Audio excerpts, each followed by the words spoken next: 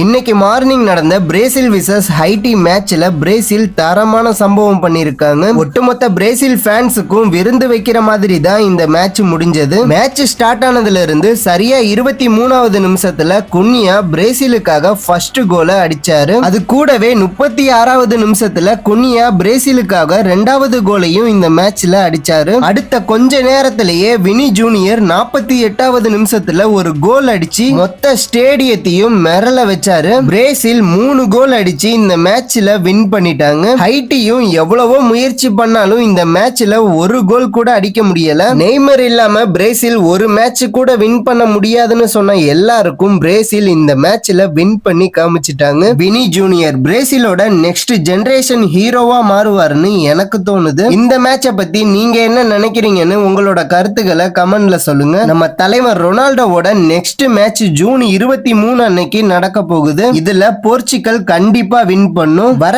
எல்லா அப்டேட்ஸும் நீங்க உடனே தெரிஞ்சுக்கணும்னா இப்பவே நம்ம யூடியூப் சேனலை சப்ஸ்கிரைப் பண்ணி வச்சுக்கோங்க.